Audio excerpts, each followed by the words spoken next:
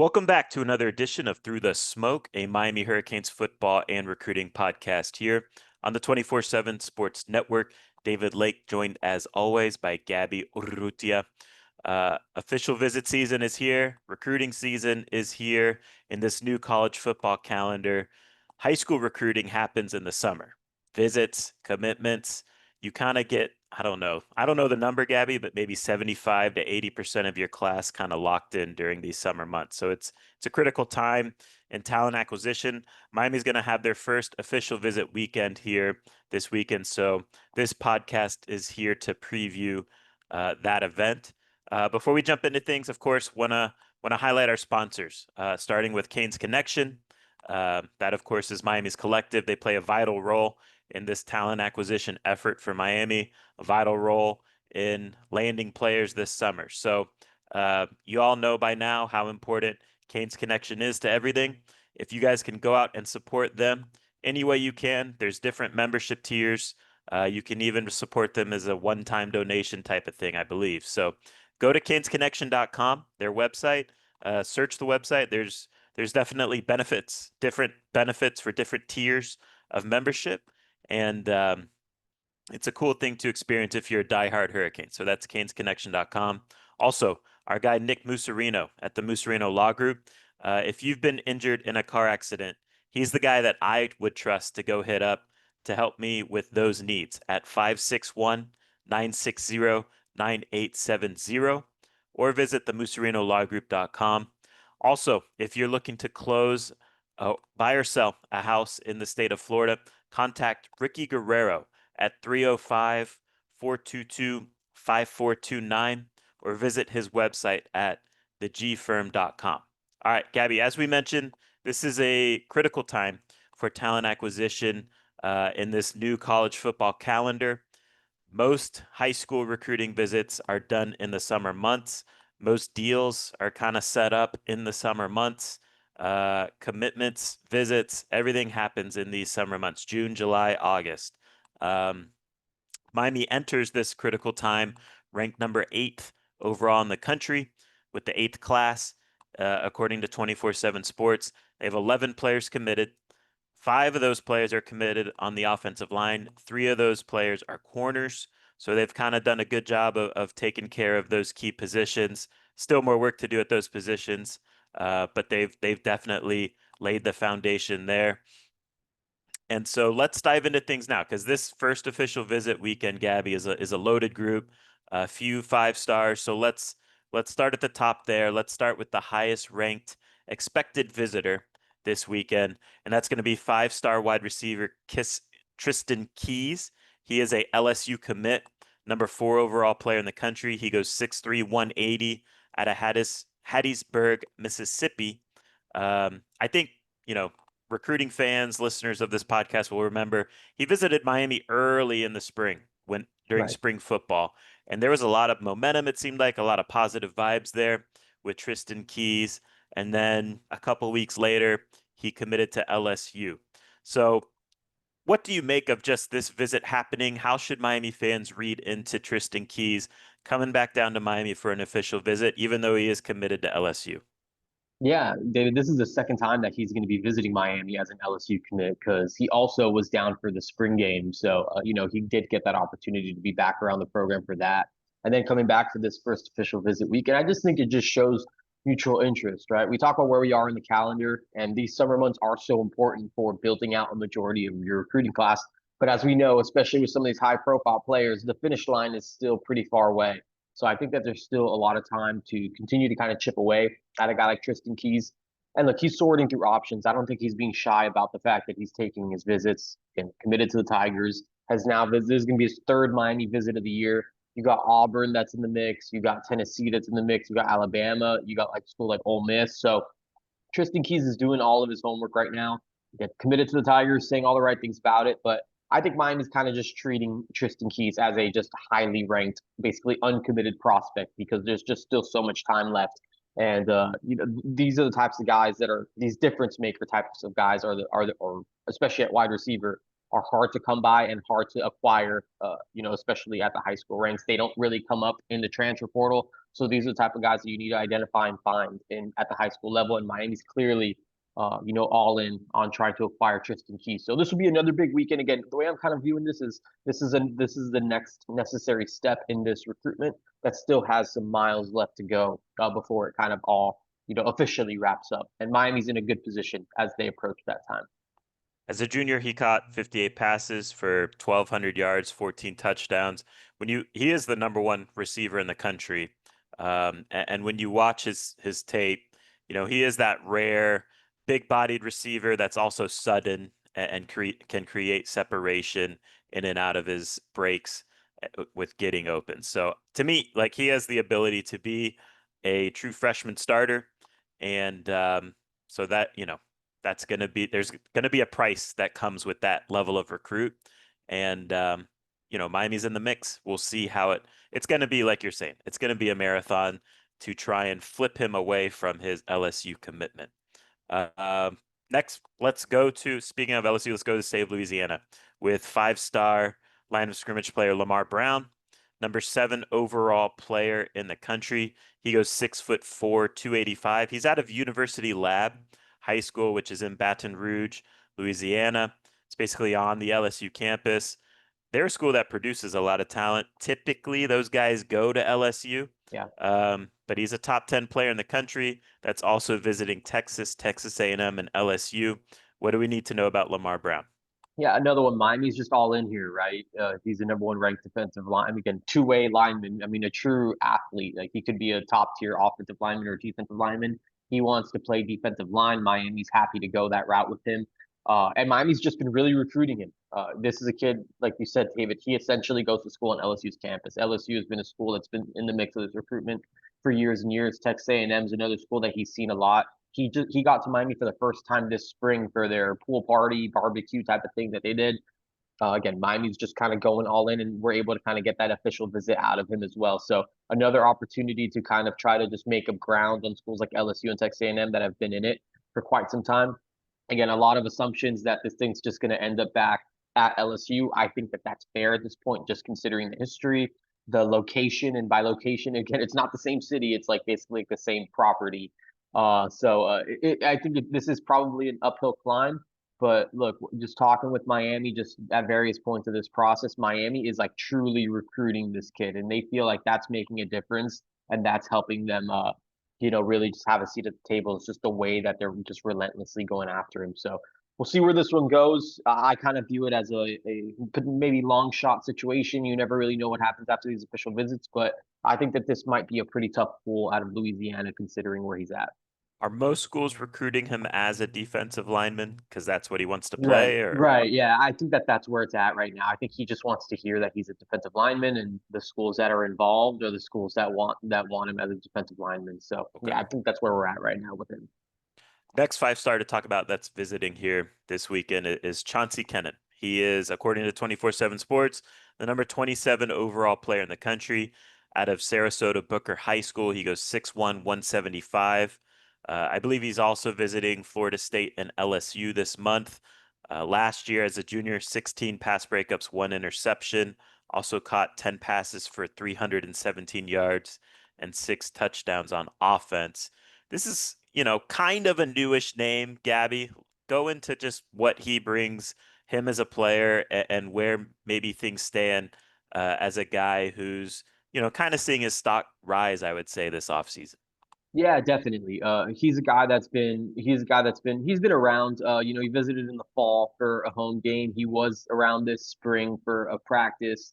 Getting back in for an official visit's a big deal. I think he's related to Sam Shields, David. I don't know how loosely or how tightly that is, but I know there is a connection to Sam Shields, the former Miami defensive back, he played in the league for a little bit, right? Yep. But yeah, there is that connection to the program. You got Florida involved, Florida State, Georgia, LSU. LSU's a school. Again, just the Corey Raymond connection from his time at Florida, I think is maybe one to watch. You got Georgia in there too, but I think a lot of eyes are on the in-state schools. And look, I think Miami's in a pretty good spot, when it comes to kind of just recruiting Chauncey Kennon, in comparison to some of the in-state schools. I think Florida, of course, just being so close by is really in the thick of it. Florida State's a school that he saw a couple times, I believe, this spring. But I think Miami's just really in the thick of this recruitment. And I think that this official visit is a really big one because these premier in-state cornerbacks, Yeah. they've been kind of elusive for Miami to kind of acquire. So I think that Chanty Kennon is one that Miami needs to find a way to land, and I think that they're in a pretty strong position to just actually be in contention to kind of do so. So we'll see where the vibes are after this official visit, but I don't hate where Miami's positioned kind of going into it. Yeah. You mentioned the premier in-state corners. Typically, if they like just the trend here over the last 10 years or so, typically if they stay in state, it's to go to Florida. If they leave the state, it's to go to like Alabama, LSU, Ohio State. So Mario Cristobal was brought in to kind of change those type of trends in talent acquisition for Miami. And Chauncey Kennon, Miami's in a good spot here. You watch his tape, he is a very athletic player, long player. Um, he has a good instincts for the ball. And when you watch him on offense, he's an explosive player. Again, caught 10 passes, 6 of those passes went for touchdowns, averaged 31 yards per catch as a receiver. So high upside player to me. That'll be interesting to monitor his month of June as it relates to recruiting. Now let's go to the 4-star category here that's set to visit Miami this weekend. And let's go to Anthony Jones, number 41 overall player in the country, according to 24/7 Sports. He goes 6'4", 240 out of St. Paul's Episcopal High School in Mobile, Alabama. What do we need to know here, Gabby? Yeah, a premier pass rusher out of the state of Alabama. I think again, you kind of go through the historical trends. Miami's tried to get guys like this before with Zion Grady. Some might remember last cycle where it seemed like Miami had some momentum, but we're just never really able to cross the finish line. He ends up going to Ohio State. But look, I think just the more that I dig on Anthony Jones, I do think he's kind of open-minded to a couple schools. If it means leaving the state, I think Oregon and Miami are maybe the two out-of-state schools that have the best shot of pulling him away from Auburn or Alabama. I do think there's still some in-state buzz, and I think at the end of the day, again, a kid from Mobile having Auburn and Alabama as both options. Again, I just view that as a tough pool. Um, but Miami's going to shoot its shot, and Jason Taylor's been high on this kid. Anthony Jones did not visit Miami this spring, but he did visit in the fall for a game last year. So there has been some, history, not much that kind of generated this spring, which is maybe what gives me a little bit more pause. Is just like, but we'll see what happens. And again, I think that this is a big visit. I think he already visited Auburn. I think he'll probably go see the Oregon, and Alabama sometime after he visits Miami. But I think this is one of those guys, just considering the class nationally along the edge. I think this is one of those guys you just kind of take a swing at and see where it all goes. And I like that Miami's taking the swing, and we'll see where it kind of goes. But again, for me, it's hard to envision Anthony Jones picking Miami over Alabama or Auburn or maybe even Oregon if it comes down to it. But again, really good player, and maybe my vibe will be different coming out of the weekend. Very disruptive player. You watch the tape. I agree. He's very good. He's very polished for a high school level player, flashes athleticism too. He also plays some receiver, which kind of speaks to his athleticism. But he finished last season as a junior with 84 tackles, 18 tackles for loss, and 16 sacks. So he has fun tape. If you listeners haven't checked them out yet, Anthony Jones is definitely worth watching his highlight. All right, let's go to 4-star running back Derek Cooper. Recognizable name here on the podcast because Right. he's a local running back who's been on the scene for a while from a Miami standpoint. Miami kind of identified him early on in his recruiting process. He goes 6'1", 205 out of Chaminade Madonna Prep. I think it's fair to say, Gabby, top running back on Miami's board. Miami's had plenty of FaceTime with him. Derek Cooper knows what Miami's about. Miami knows what Derek Cooper's about. To me, this weekend's just about kind of starting that closing process of getting this done, getting this recruitment across the finish line this summer. Absolutely. I think that's the way to approach this. And look, I don't think that this is a recruitment that will get done this weekend. I mean, barring some surprised. I think that a lot of the more, start talking to people around Derek Cooper and just his situation. And I think that people feel like this could go into July or August, maybe even September. I think he wants to take his visits. He's been well traveled as a recruit. So he's seen Georgia multiple times. I think he like committed to Georgia for like 24 hours at one point. He's been to Ohio State a bunch of times. He's been to Texas and Alabama and all the schools that he likes. So he's seen everything, but wants to take this swing of official visits to kind of just put a bow on his recruitment. But yeah, I think kind of going into official visits, I do think Miami's kind of setting the pace. And I agree. This is the time where you start kind of having some of those conversations of just like what, just kind of trying to wrap it up, where we're taking some of those next steps. So we'll see where things go after this weekend. But yeah, I do expect Derek Cooper to kind of continue to take his visits. But I do really like where Miami's positioned going into the trip. Next up is four-star cornerback Samari Matthews, number 119 overall player according to 24/7 Sports, 6 foot, 180 corner at a Huff High School in Cornelius, North Carolina. Also visiting South Carolina, Texas, FSU. He's crystal balled to Clemson, as a guy that's from the Carolinas, so that's interesting. What do we need to know about this name that's taking a visit this weekend? A pretty new name on the radar. Miami hasn't been linked to Samari Matthews in quite some time, but they get a late spring visit from the blue chip cornerback out of North Carolina. And it's interesting, David. He is crystal ball to Clemson, but remember Clemson does one official visit weekend a summer, and it's this weekend. And so he was originally slated to visit Clemson this weekend. Miami bumps Clemson off of the schedule, so not sure where exactly the Tigers stand in this recruitment. Texas, I think, is a school to watch. I think that was a place that he was eager about kind of getting an offer from. He visited, I think, right after he visited Miami this spring, got the offer, and then I think Texas started generating some buzz. I think there's also some buzz around South Carolina, but Miami is a school that's climbing in this recruitment to get to the point where they are now inside of this essentially top four for this, with these official visit schedules. So let's see where Miami goes. If we remember back to when Zach Etheridge first got hired, I think the first recruiting stop that he made was actually in North Carolina to visit Samari Matthews. So Zach Etheridge has had his claws in this one for quite some time, and I think taking this next step is a big one. Miami's going through all these cornerbacks, right? This is a big cornerback Yeah. weekend. We mentioned we have a big cornerback class already. You got Jalen Waters committed, you got Jontavius Wyman committed, you got Camden Portis committed. Then you got Chanty Kennon, you got Samari Matthews, you got Brody Jennings, who we'll talk about later. But Samari Matthews is a guy that's at the top of this cornerback wish list. This Miami really wants to kind of, again, just have a really strong class. I think a few of these guys are candidates to fill those spots. His tape's fun too. Samari Matthews, he plays very fast, very physical. He's going to be a good corner at the college level. So I can see the vision there as to why Coach Etheridge is all in on him. All right, next let's go to four-star wide receiver Messiah Hampton, number 196 overall player in the country. So he's kind of risen up the rankings here this offseason. 6 foot, 170-pound wide receiver at a James Monroe High School in Rochester, New York. He's also visiting Syracuse. He's already visited Penn State, I believe.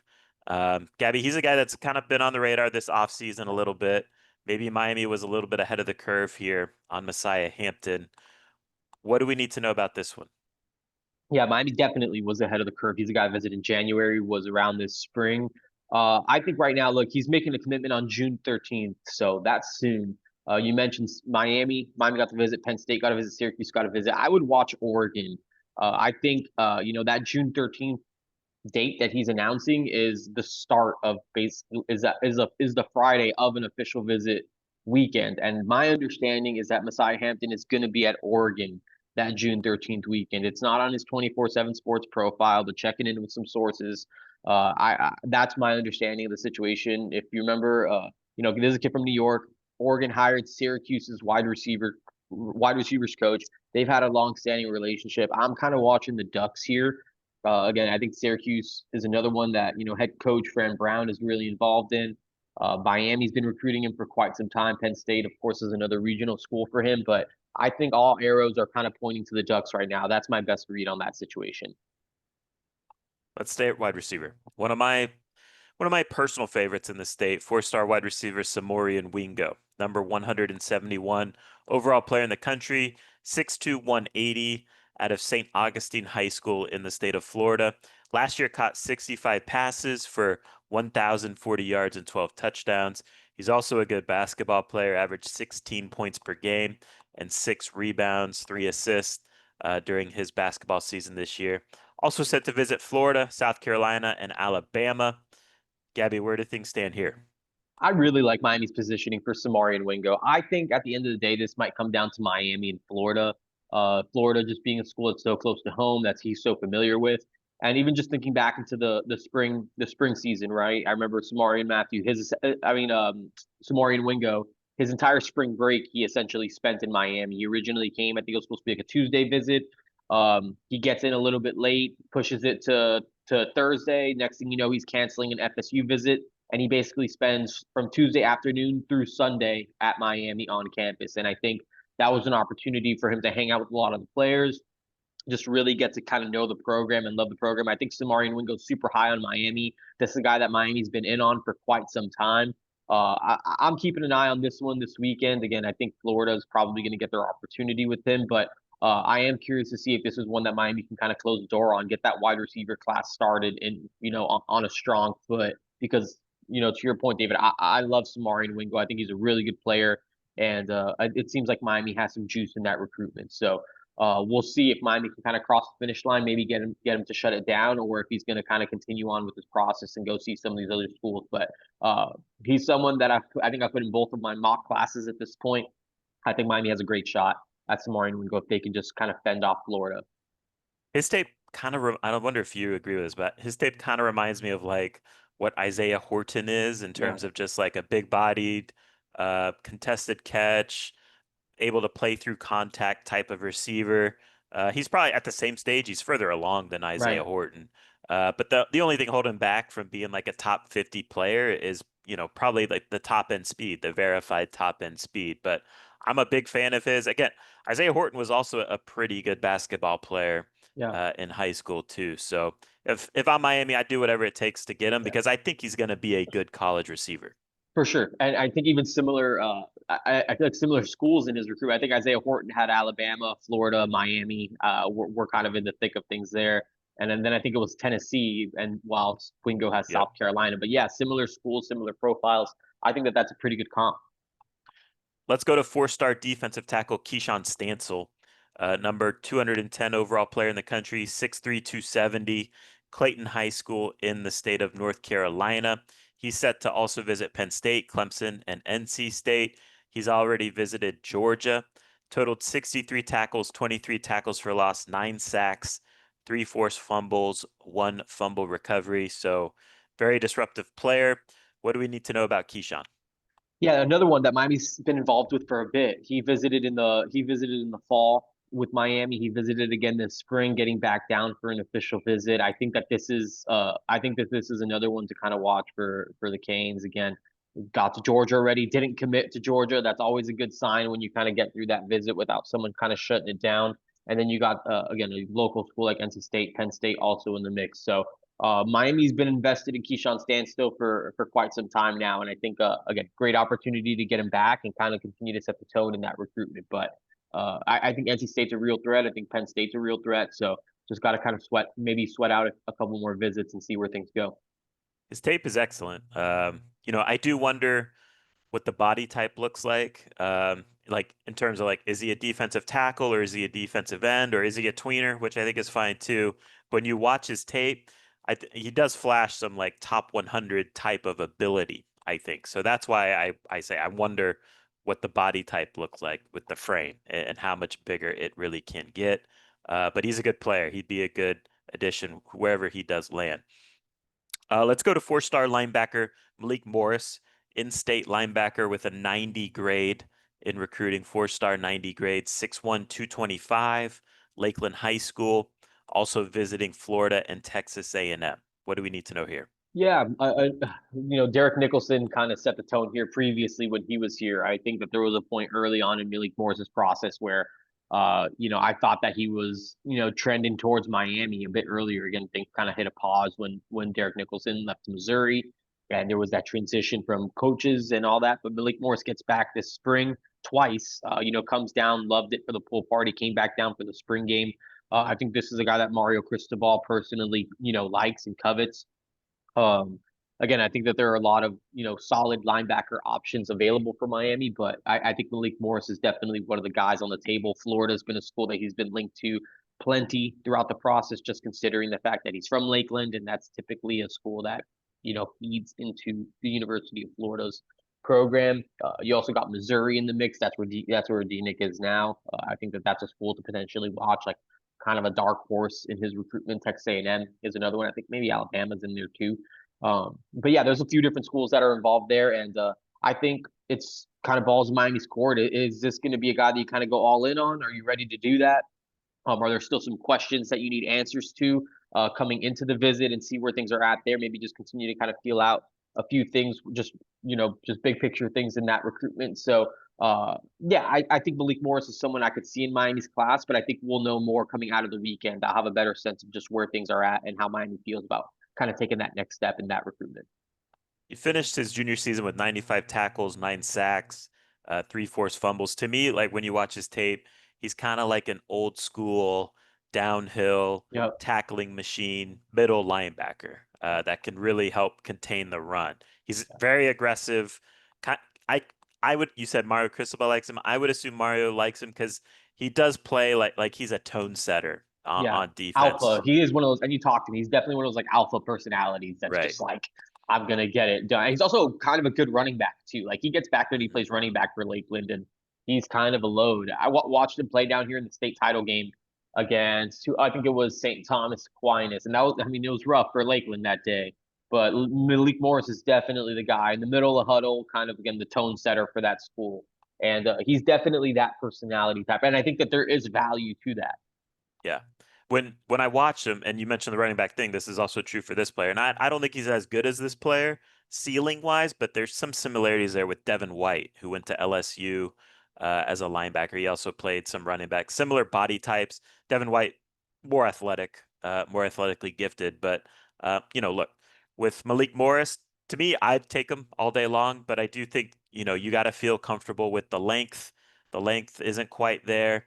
And you also got to feel like you got to be comfortable with what he can potentially bring in coverage in that element of playing linebacker. But in terms of run stopping, alpha dog type of stuff, Malik Morris checks those boxes. All right, let's go back to the defensive line. Let's talk about defensive tackle Anthony Kennedy Jr., who is a 90 grade according to 24/7 Sports. Again, 4-star, 90 grade, 6'4", 330 big body type at a Little Rock Central High School in Arkansas. So what do we need to know here, Gabby? This seems like one of those types where it's like, okay, can Miami pluck a guy away from SEC country Yeah. where, it's like that second tier of SEC, if that makes sense, which is still really good football Yeah. players. And honestly, that's where you want to be as it relates to line of scrimmage players. 100%. Like to me, this is a guy that I love this just eval. I love this pursuit. He's a guy who he self-reported that he's 6'5", 330 to me. I don't think that that's what he's listed at. That's what he told me that he was that's what he told me his height and weight was when he essentially corrected what I had put that his height and weight was because that's what's on his profile. So look, for me, give me that size all day, especially from SEC country. This is a guy who's fresh off of a decommitment to Missouri. So he was briefly committed to Missouri, backed off of that. Arkansas is involved, LSU's involved, Georgia's involved. So again, you mentioned, I mean, these are schools that recruit the line That's of top scrimmage tier. well, Yeah, right? And are recruiting him again. Where are they on the board? Of those right. schools, it's hard to know. Arkansas gets is a school there. I heard Memphis is a school that's involved in that one too. I think that this is a great opportunity for Miami because Anthony Kennedy's never visited Miami. He's not really a name that's ever been tied to Miami before this week. But Jason Taylor goes out to Little Rock, now in the back end of the spring, visits with Anthony Kennedy, has that official visit set up. So I think that this is one of the maybe more intriguing storylines of this first official visit weekend because if you could show Anthony Kennedy something maybe he hasn't seen, and maybe that's one that you're able to kind of pull out or, just figure something out there. I mean, I think that that is a big time body type to add to the interior defensive line, David. We know that in the transfer portal, those defensive tackles are quite expensive. So Yeah. you need to recruit those guys at the high school level. I would bank on someone who can move at that size. Yeah. To me, those are the type of guys that I would just kind of stack and throw into the room. Those are the types of guys that Georgia's and the LSU's just take and figure out what to do with them later. I think Miami needs to kind of start dipping into that well with someone that size. So if they can, if that's someone who's available to them, yes, to me that's a situation I'm actually kind of eager to learn more about. I really like his tape. He's that big body type that fires off the ball pretty well for how big he is.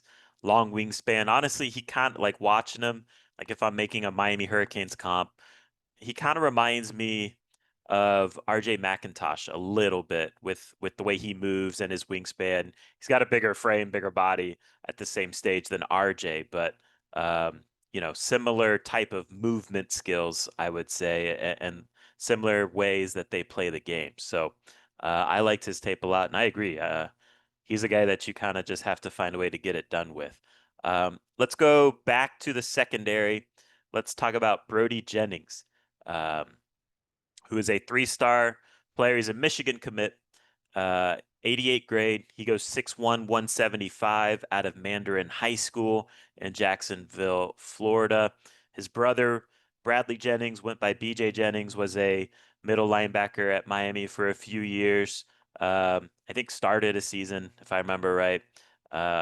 He was kind of the successor to Shaq Quarterman as the starting middle linebacker, if I remember correctly. He's gonna come down, visit Miami. Again, committed to Michigan, going to visit Georgia and Florida too. What do we need to know here about Brody Jennings, who's kind of been on the scene for a while from, a 7-on-7 standpoint as a young player that was playing on the South Florida Express and definitely flashed some talent in that regard. But what do we need to know here? What's Miami's how realistic is he really looking around as a Michigan commit? I think he is. I definitely think he is really looking around, and I think Miami's one of the top spots he's kind of looking at. I think Alabama's in the mix there, Florida's in the mix, Georgia too, but Miami's kind of all in on Brody Jennings. I know that there are people in the building that are super high on him. I think he's a really good player.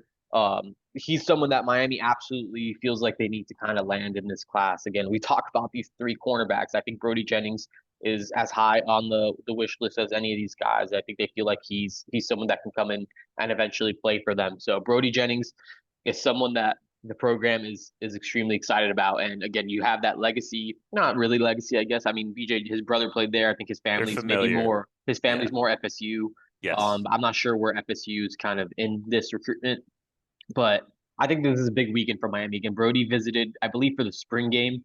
I think that was like his most recent visit. I don't think he visited at any other point during the spring or anything like that. Was around in January during that crazy, Battle Miami stuff. But aside from that, I think Zach Etheridge has made Brody Jennings a priority. I think he feels that. So I think that this will be a nice official visit weekend to kind of just engage and just like kind of really just dig in there and see where he's kind of at with everything. But yeah, I think that he's absolutely looking around. Definitely Michigan's an option, that following through with that's an option. But I think some of these other schools are giving him a lot to think about. Miami's definitely one of them. The things that stand out to me about Brody, just watching him in person and also his tape, to me, he's a guy that has impressive football intelligence and playmaking ability when he puts himself in those positions to make plays, which, his dad played football at Florida State, so he understands the game. And, to me, he's just a guy you take and you find out what you got as he matures. Does he have the athletic traits to be a cornerback in college? I think that's something he's got to show. If he doesn't have those traits, I think he could also be a terrific free safety too. So to me, he's a DB you just bring into your program and you find a spot for him that makes sense and helps him be the best player he can be. I'm a fan of Brody and I think he's a good player. So I'm a fan of Miami pursuing Brody Jennings as a recruit. Let's stay in the secondary. Three-star defensive back, Tamarian Watkins, 89 grade, 6'4", 200 at a Northwestern High School in Rock Hill, South Carolina. Also set to visit Georgia, Texas A&M, and South Carolina. He has crystal balls to South Carolina. What are Miami's real chances here, Gabby? Because dipping into South Carolina is not easy, especially when South Carolina or Clemson wants that player. Yeah, I think that this is, you see the competition. It's three SEC schools and then Miami for a kid in South Carolina. I think uphill climb just based on, again, just what history suggests typically happens in these types of recruitments. But this is again, guy listed as a safety. Miami's actually recruiting him as a linebacker. So this is someone that Miami wants to kind of see him, kind of take that step down, kind of play in the box, be an athletic linebacker for them. Kind of makes sense considering what Corey Yeah. Heatherman's kind of done with some of his backers in the past, the way he wants his linebackers to look and move. So, David, I'm curious. I know that you saw his tape again, with listed 6'3" and a half, 200, 199 pounds. 200 pounds, 6'4", When I 200. watched it, Yeah, what do you think? I thought he would best be a linebacker, Yeah, but so it makes sense to you that he's yeah, yeah, that he needs to move up at the college level, that up to that next level. So, um, and I think, it's kind of, he's not James Williams, but it's kind of that James Williams type of trajectory. And James Williams plays linebacker now at the NFL level, right? So right. he's an instinctual player. At the high school level, he can definitely play safety, but as body types change at the college level, he's going to grow into linebacker and he's going to be an athletic linebacker. Yeah, And, in today's game, defending spread offenses, you need players like him that are versatile and can play in space and also come up and tackle in space. And he is that type of guy. I like his instincts a lot. He's very rangy right now in at the high school level. And Miami, I think in the back seven in general, Miami needs to upgrade the length and size and body types of the linebacker level, safety level, cornerback level too. Um, and he would, wherever you want to play Tamarian Watkins, he accomplishes that. So yeah, it's probably a tough recruiting battle to win, but I can see the vision there if Miami likes him as a linebacker. absolutely. Three-star tight end Zachary Turner, 88 grade, 6'2", 215 out of Duncanville, Texas, high school. Also visiting Oklahoma, SMU, Pittsburgh. Highly productive player. So he's a guy that, doesn't wow you with his body type, his size, but he did catch 58 passes for 933 yards and 16 touchdowns as a junior. What do we need to know here with tight end Zachary Turner? Miami loves this kid. They think he's just an awesome football player. Again, not the prototypical tight end stuff, but I think with what they're doing with Elijah Lofton, I think they're kind of keeping an open mind to the way that they kind of approach a tight end position. And I think Zachary Turner in their mind is kind of just like an Elijah Lofton type of player, just of that mold. And and I've said this about Zachary Turner in the past, but they are carving out that role in this offense for players like that. Elijah Lofton, you know, is probably not going anywhere for, I think Miami feels like they will get 3 more years out of Elijah Lofton, just because, again, probably not the prototypical frame Right. and all that stuff. So the NFL is A probably like, very good player. yeah, just maybe not a 3 and out NFL type, a player type. So if you have 3 more years of Elijah Lofton and you stack another guy like Zachary Turner that maybe just sits for a year or two to kind of learn and kind of build under that, and you already have that piece kind of carved out for him, Zachary Turner would make such a seamless transition to that role because of what he can do as a pass catcher. Maybe needs to add a little bit more mass to that frame. He's not quite as Yeah. stout and strong as Elijah Lofton, who's more like bowling bally. Yep. Zachary Turner probably has a little bit more length to him, but maybe a little bit leaner. So if Zachary Turner just kind of continues to put on weight, he can play a similar type of role for Miami. So Miami's super high on him. They're in a good position with really all three of, or potentially four of their tight end targets. So Zachary Turner's first one up, ball's kind of in his court because I think Miami feels pretty good about where things are trending with Israel Briggs, who's another maybe more pass catching type of tight end. I think he's one that I would pencil into Miami's class at this point. I think Miami's done a really good job there. And then you got Hezi Kent, who's coming next weekend. And that's Miami's prized, kind of inline tight end type that. So Zachary Turner, if he bypasses this weekend, then Miami kind of decide, they're able to acquire Hezi Kent or like an Israel Briggs, like it could get dicey. But if Zachary Turner wants in this weekend, Miami would gladly take him and be really happy with that. So it'll be interesting to see what happens. SMU's been involved for a long time, plays at Yeah. Duncanville. SMU's trying to keep the best players in Dallas home.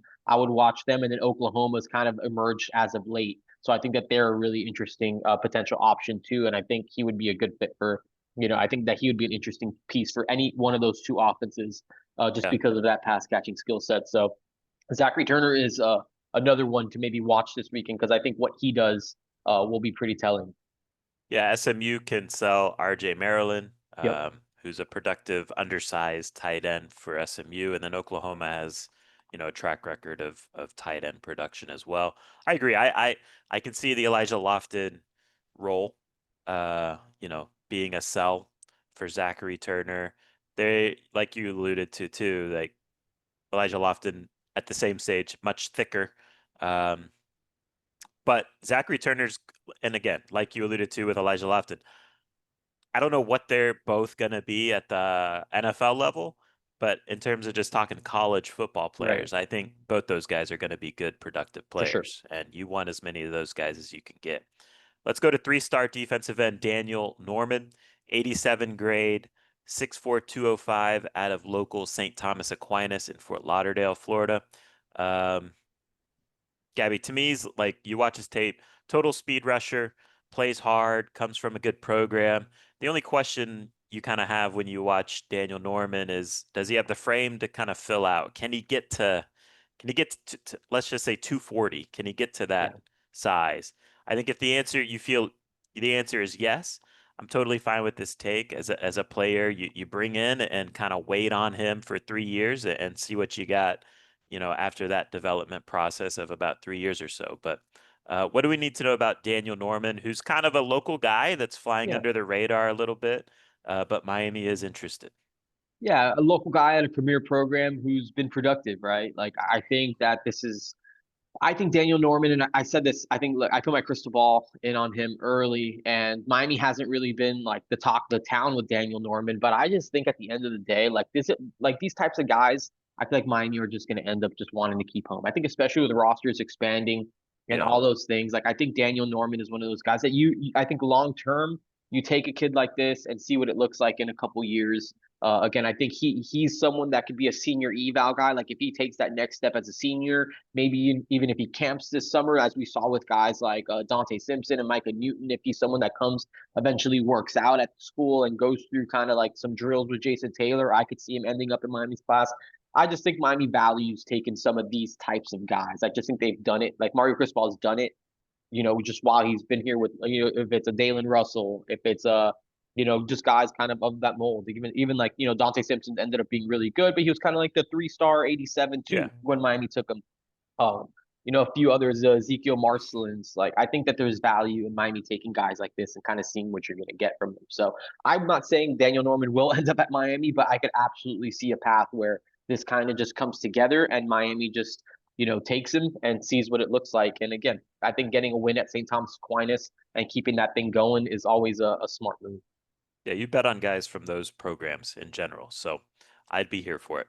Three-star edge, DeAnthony Lafayette goes 6'1", 230 with an 89 grade as a three-star. He's out of Lake Nona High School, which is in the Orlando area. He's also visiting Oklahoma, LSU, Pittsburgh. Gabby, to me, he's like, that undersized pass rusher type that very explosive. He can really stick his foot in the ground and change direction on an offensive lineman. He's hard for linemen to get their hands on because he is an explosive athlete. What do we need to know about this player? Yeah, undersized, right? Like again, not we talk about NFL future. Who knows what that looks like? But I think that this is just a really, really good football player. And similar to Elijah Lofton or Zachary Turner, you can't take four of these guys, right? But I think if you Yeah, take one every other cycle, I think it makes sense to give you kind of like a change of pace, high motor, pass rusher type. Just talking to first of all, college coaches appear to love this kid. He's visiting Oklahoma. He's visiting LSU. Those are two big brands right. in the SEC that play, significant line of scrimmage football. And I think the fact that both of those schools are on him so hard is telling. Aside from Miami, just talking to other coaches, at schools that were in on him before he kind of blew up, people thought that he was just an absolute gem here in the Sunshine State because of that motor. I had a college coach compare him. David, you might remember this name more than this was before my time, but Eric Stryker. He played at Armwood, went to Yeah, Oklahoma, became like a two-time All-American. He was like a 5'11" kind of yeah, pass rusher type that just ended up being super, super productive. I had a group of five coach tell me that that's exactly who DeAnthony Lafayette reminds them of. So if you're getting anything like that, I mean, he ended up totaling like almost 50 tackles for loss and had like 20 something sacks in his college career. So different type of guy. Again, you can't take a bunch of him, but you take a Right. one guy like that, and I think you can kind of figure out what to do with him if he has that motor and it burns hot. Look, Lake Nona has produced Yeah. similar undersized, non-prototypical defensive linemen that have worked out before. Zane Durant was there. He was a guy Miami pursued during the Manny Diaz era. He ended up going to Penn State, and he is probably going to be one of the best defensive linemen in the Big Ten this coming season. So at this point, I would just roll the dice on DeAnthony Lafayette, and I do see a path to him ending up at Miami if they can kind of hold off on some of these other visits and maybe try to get that one done. So he's a guy I'm actually pretty excited about, despite the lack of measurables. His tape is fun. And you can see how he's going to be a good role player at the college level. Third down, pass rush, he's going to get after the quarterback, and those guys are valuable. All right, let's wrap things up here. Discussing Miami's commit, four-star Camden Portis, 90 grades, 6', 165, out of Myers Park High School in Charlotte, North Carolina. He, of course, is Clinton Portis' son, Miami Hurricane great. What do we need to know here? Yeah, I think Camden Portis again. I mean, he's a legacy. Miami. I think he was the first guy committed in the class, and or maybe just after Darion Coleman. I guess maybe Darion Coleman was, but he was one of the main non-quarterbacks committed in the class. Committed back in October. Miami's his spot. Like he's mentioned in the past schools like Michigan State. He's mentioned a few other schools. I think Auburn's another school that he's mentioned, but look, I think at the end of the day, this is Clinton Portis' kid, and I have a hard time seeing it not end up over here. So it would be good to get him back. He's been all Cane since he kind of committed, so it'll be just a nice little reunion here with the fam. Overall, if you're kind of boiling down what to follow this weekend, if you're a Miami Hurricanes fan, what would you highlight? Because I'll say, like, I do like these evals in Yeah, general. Like, they're bringing in 17 guys. I don't think there's really that many. Like, I don't think there's any borderline type of guys right. where, like, typically when you bring in 17 guys on an official visit weekend, you're kind of like, I don't really see it with these like 4 to 5 players. Yeah, Um, so I do, that speaks to just Miami's recruiting operation, the off-field guys there. They're doing a good job with evals, I think, and getting guys that can, produce at the college level in some role. But if you're just kind of boiling down what Miami Hurricanes fans should really watch and follow coming out of this weekend, what would it be? yeah. I think to see where just like how much the needle moves with some of these elite dudes. Like to me, it's the Lamar Brown. Like, can you cement yourself as a real contender there? Like, are you going to be able to actually make a run at this kid, or is he just going to kind of do what everyone expects him to do? Same thing with like Anthony Jones and like a Samari Matthews and guys like that. Like, how much are you going to help yourselves this weekend? I feel like the first weekend is always kind of like the toss up. People view it as kind of like the wash weekend, where it's like it's tough because there's so many more official visits coming up after you that it's kind of hard to circle back and end up being the spot. But to me, just again, I love how just deep this weekend is. Like 17, it's like legit 17 deep, and you get to even get to the bottom of the list. And you're like, okay, these are still guys that you would feel comfortable kind of taking.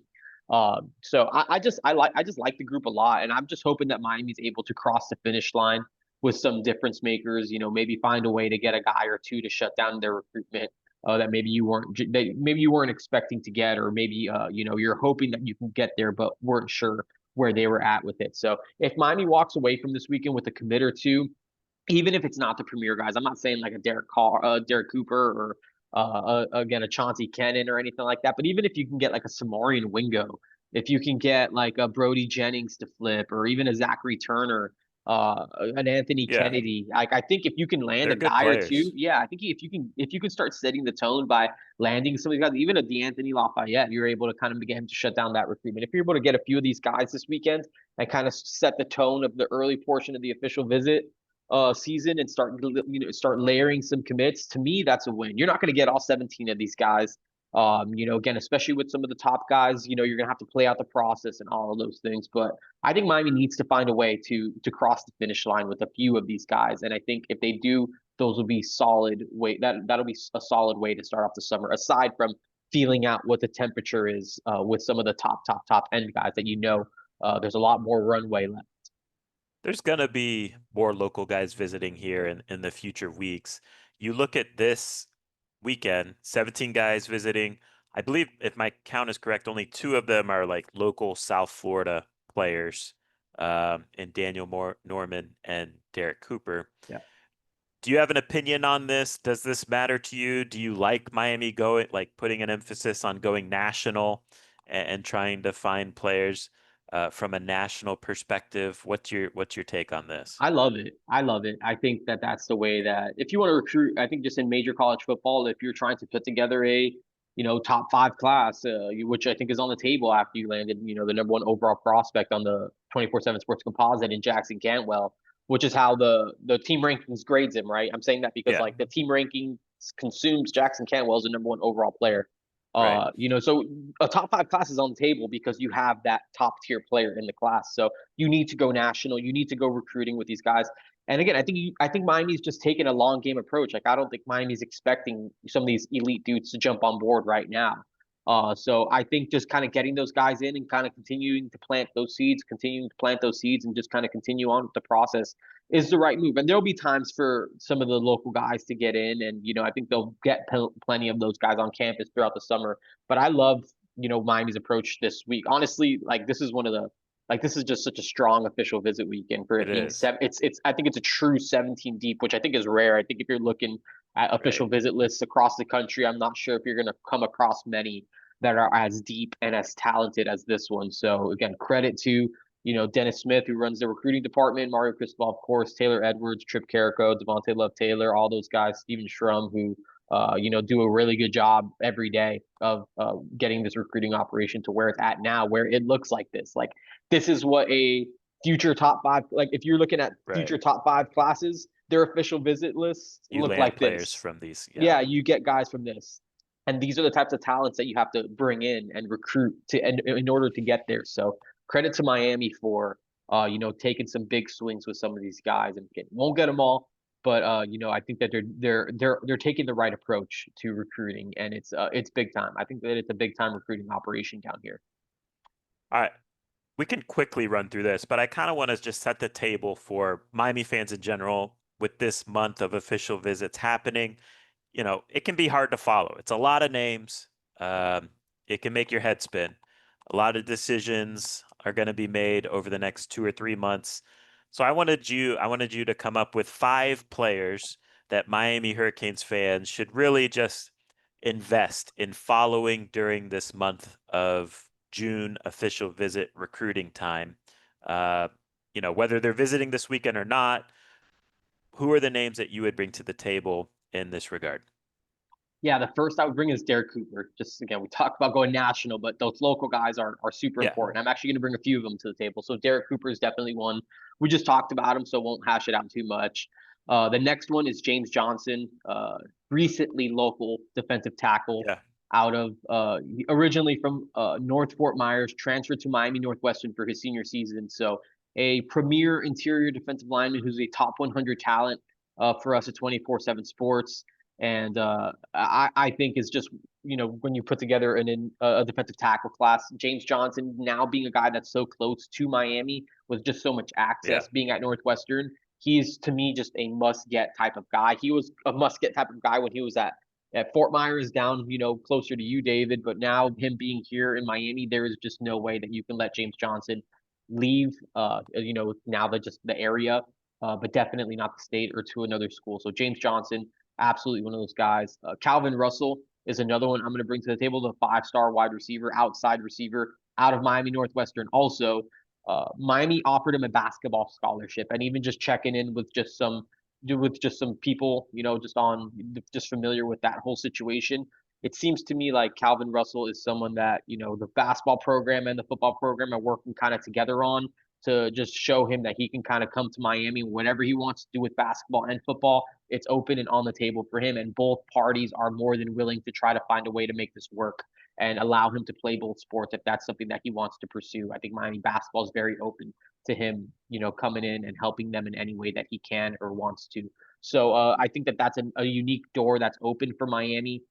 I don't think you can say that about all his schools. I know he just officially visited Florida They just won a national championship, so they are on a different kind of tier. Miami's with a new basketball staff, a lot of newness in general. So I think it's a unique time for Calvin Russell or someone like that to be affiliated with basketball and football. It's not probably not something that anyone can really do long term. I know some people have tried, the Keon Coleman's, plenty of others. But if you can do it for a season or for a while, I think that that's a unique opportunity to kind of present the Calvin Russell, and I think it shows that how willing Miami is into investing into that situation. So Calvin Russell, I think, is another one that I would keep a close eye on. Another one is Hezi Kent, just because I think he's just such a high premium target for Miami. Tight end, a lot of people, he's now officially listed as an athlete, but a top tight end target for Miami, an inline guy who Miami feels like could also present some pass catching stuff. Just a mountain of a human. I think he's listed as 6'5", 300 pounds. My understanding is that he's trimmed down. He's probably in like the 280-pound range.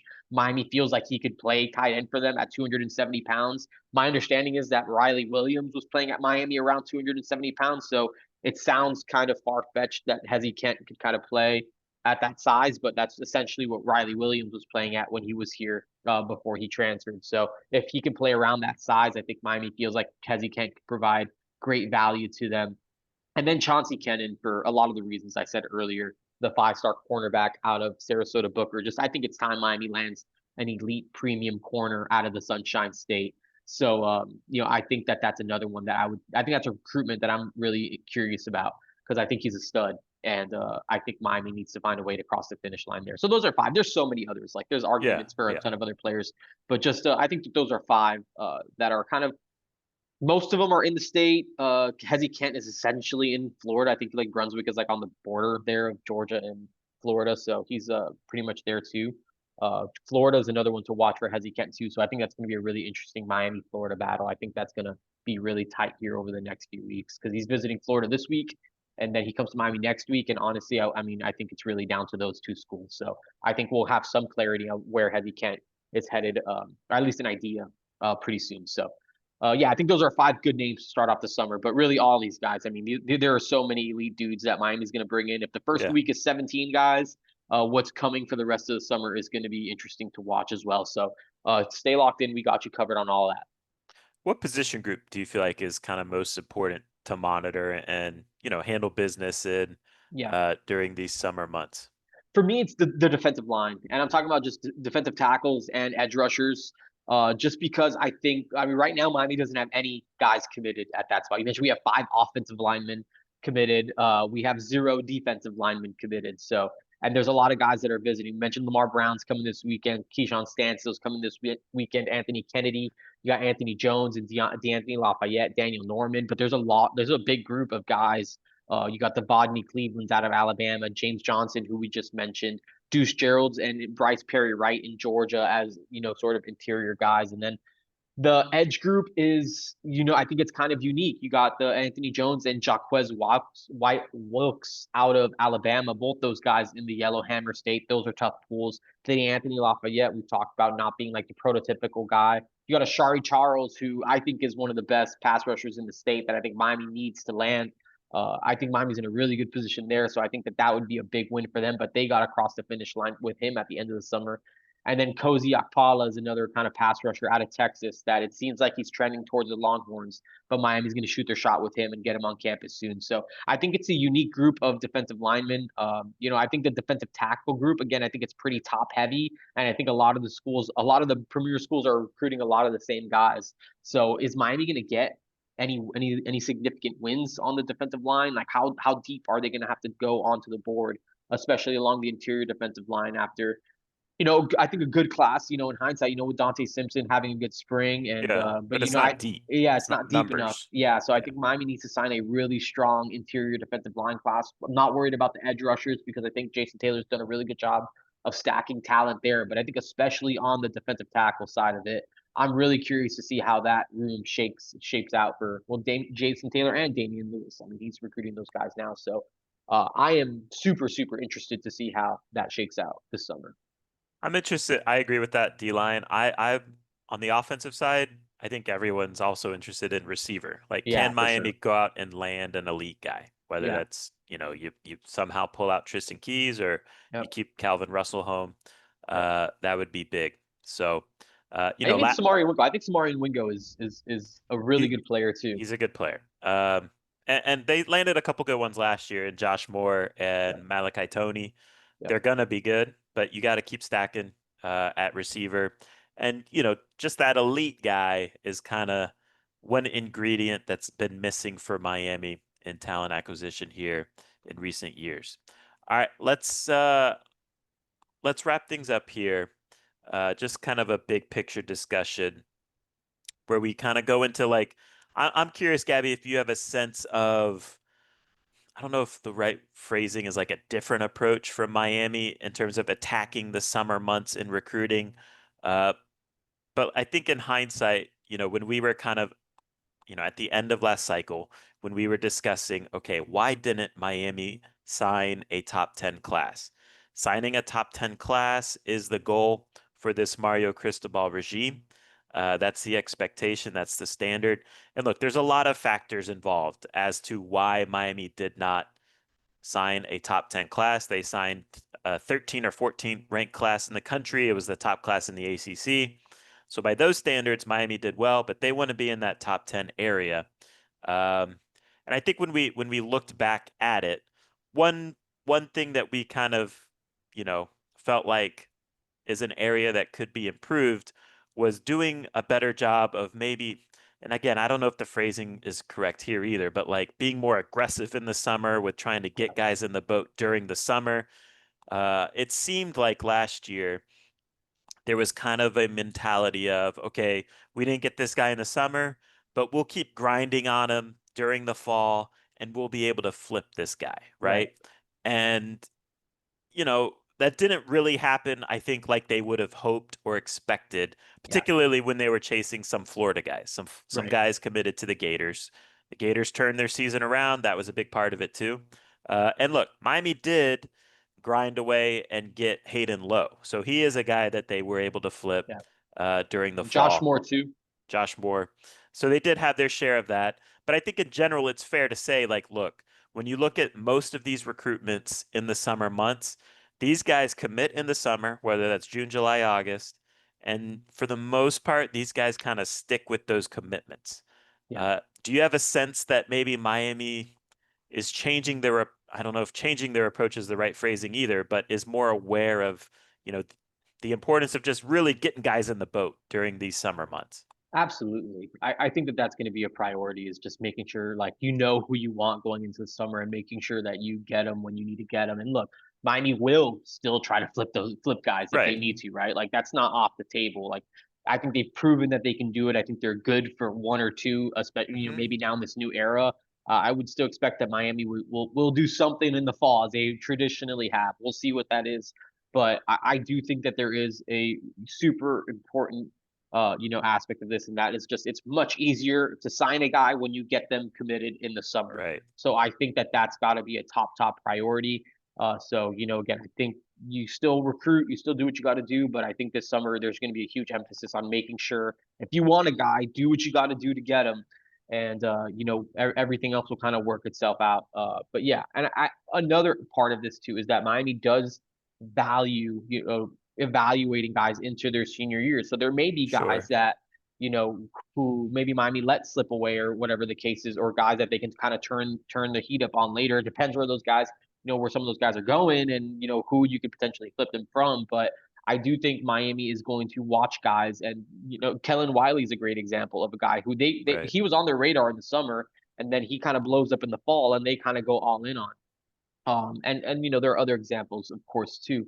But yeah, I think both things are true. Miami wants to kind of continue working and watching guys in throughout their senior seasons, but also it's really important to identify and do all the homework that you can to make sure you know who you want and get that done here this summer before their senior years, before you have that that last evaluation piece.